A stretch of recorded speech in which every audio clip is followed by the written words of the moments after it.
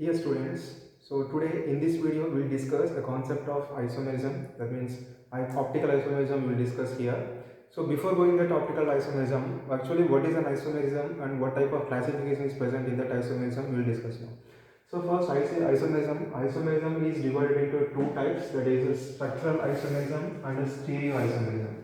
So in structural isomerism, again we have four types of isomerisms, that is chain isomerism, position isomerism, functional group isomerism, and next one metamerism. So there are four types of isomerisms. This you will study in class 11 or in first year.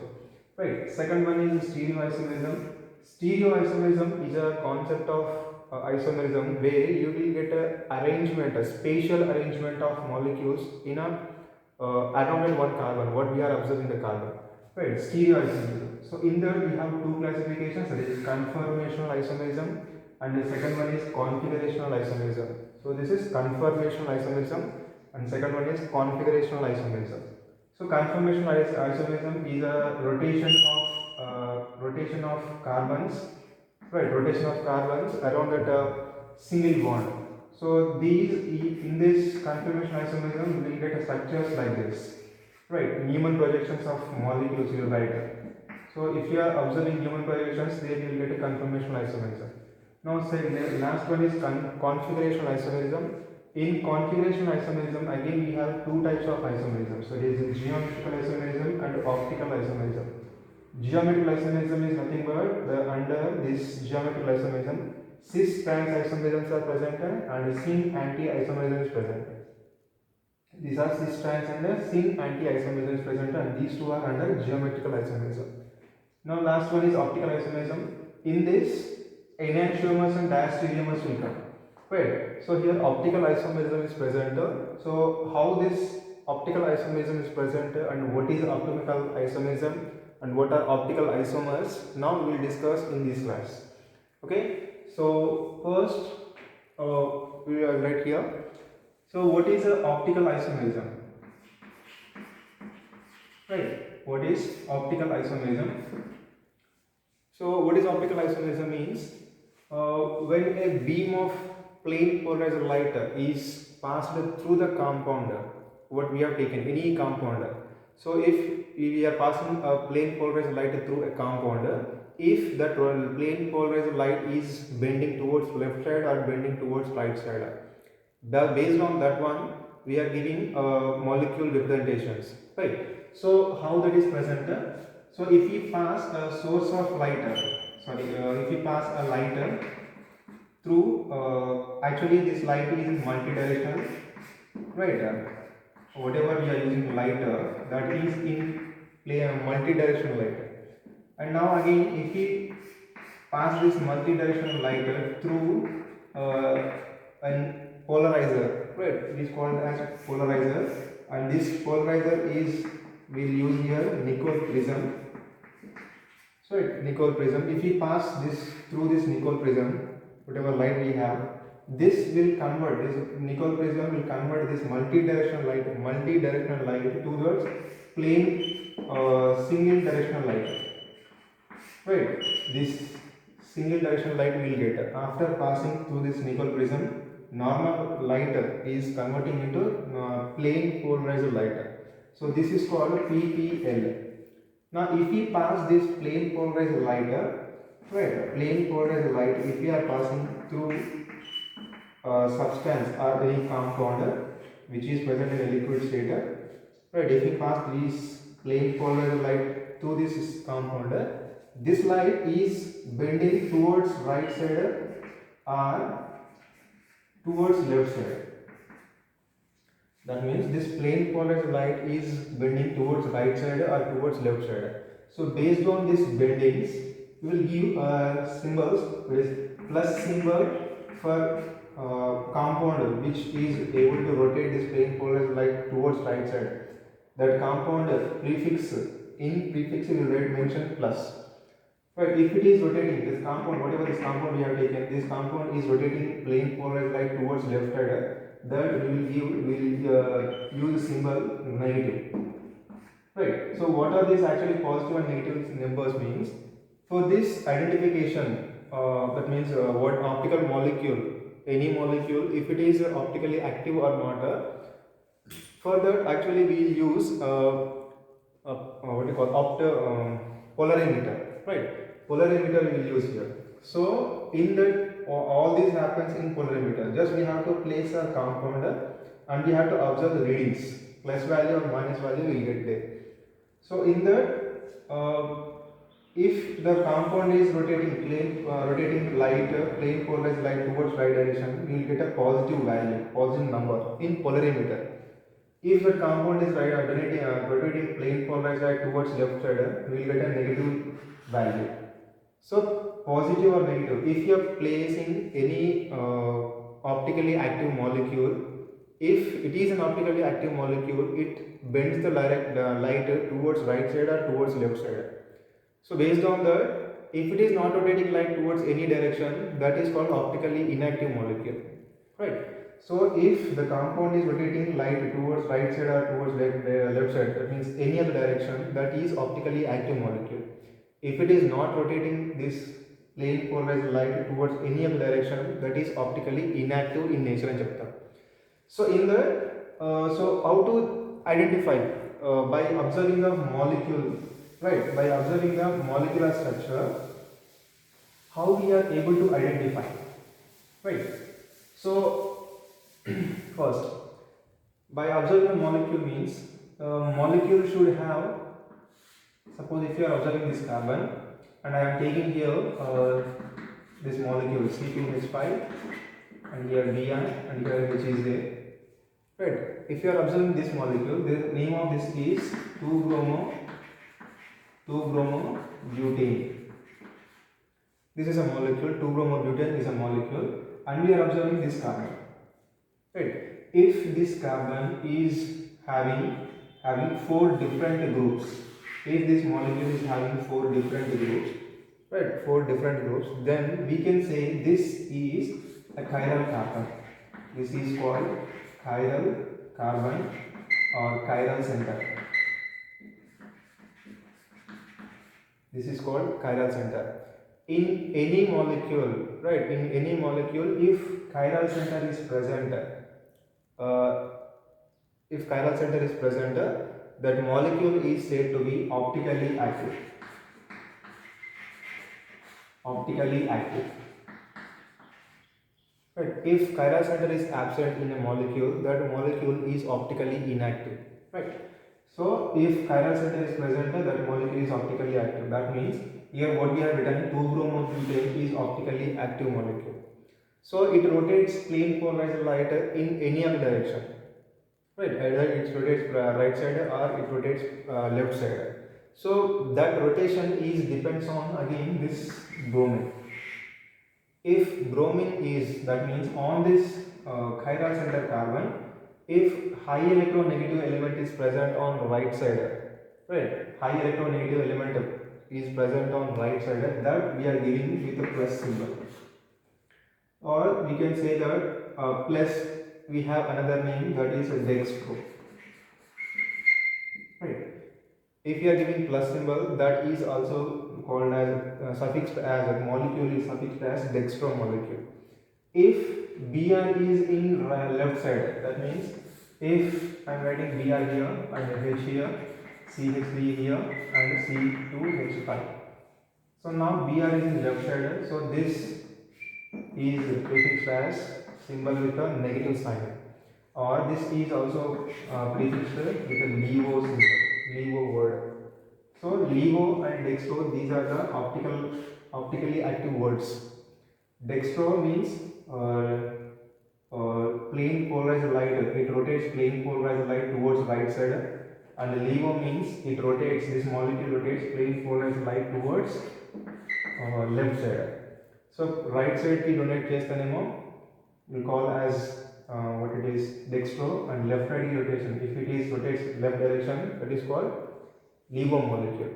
So this is about the dextro and LEVO, right? So and optically activity of molecule. If I said if chiral center is present in molecule, that is optically active. If chiral center is not there, it is optically inactive. So now we'll discuss what are enantiomers and what are diastereomers, right? So here again I am taking these two examples only.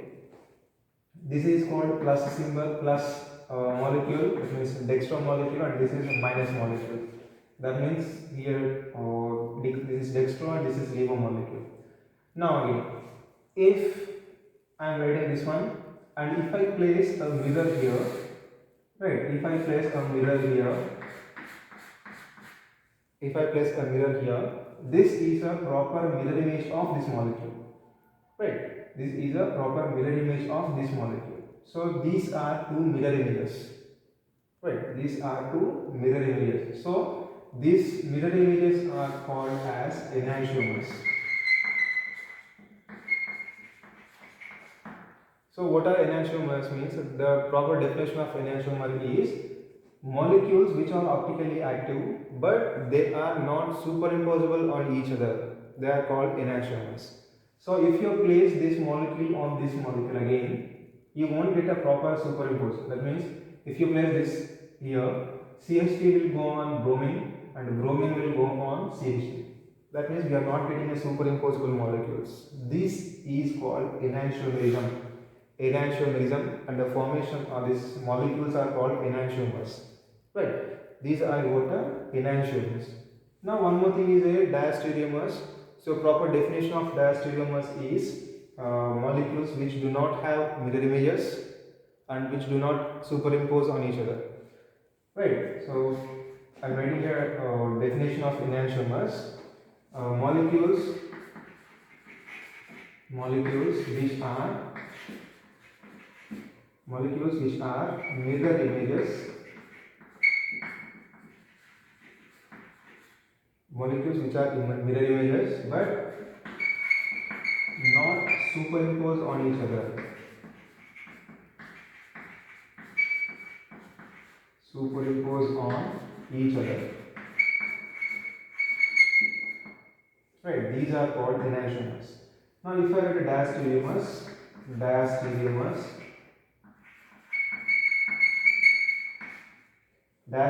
are the molecules which are non-superimposable, non-mirror images,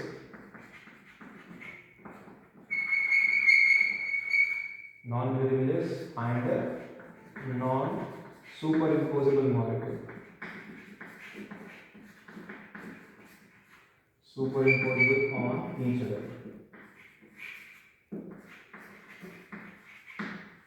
So these are the definitions of enantiomers and diastereomers. Enantiomers are the molecules which are mirror images but not superimposed on each other like this.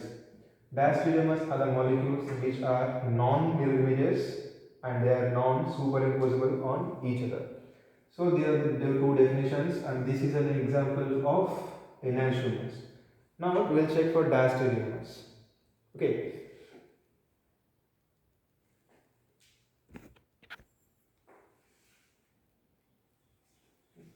Now we will discuss concept or the examples of enantiomers and diastereomers. For this explanation, I have taken an example of 2,3 dibromobutane. Right, I have taken the molecule 2,3 dibromobutane.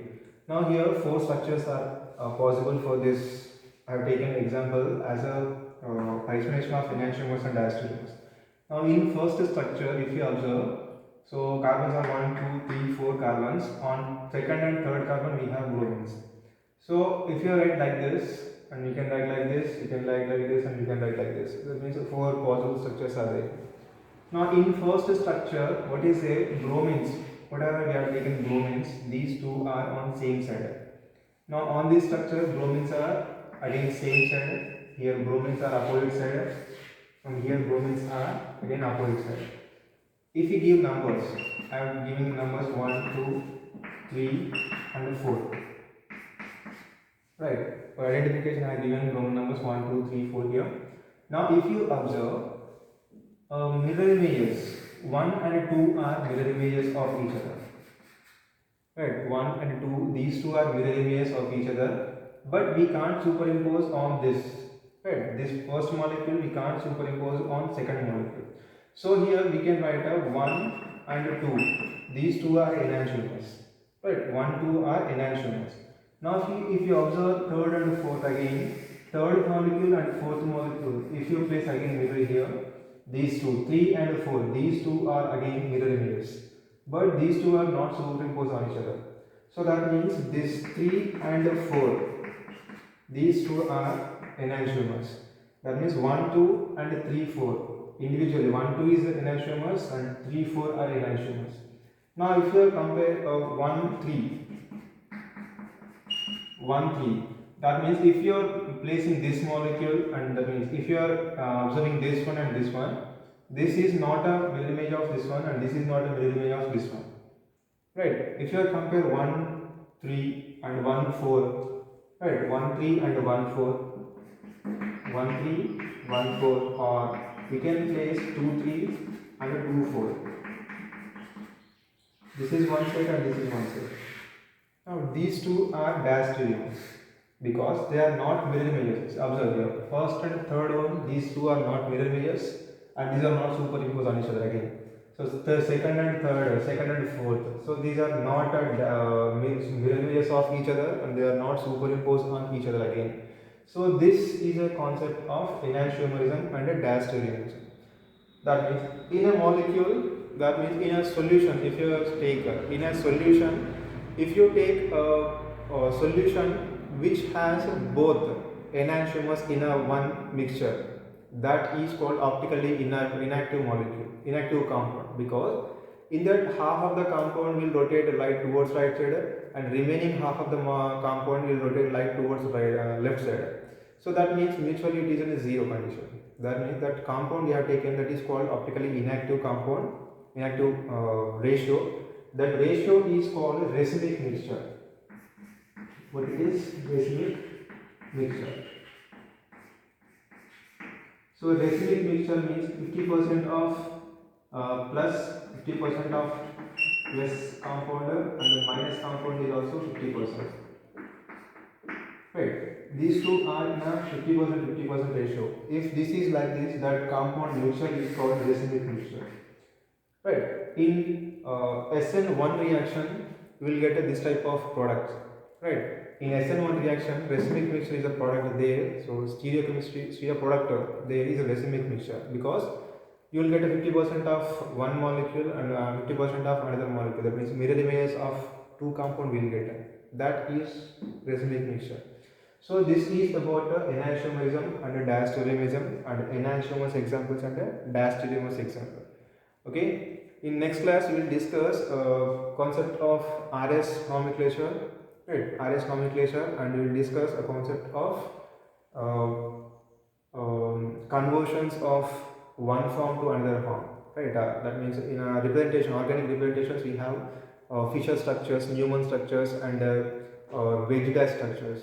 So how we will convert one form to Fischer to Newman, how we will convert Newman to Sahas, how to convert Sahas to Wedge-dash, how to convert that concept we will learn in next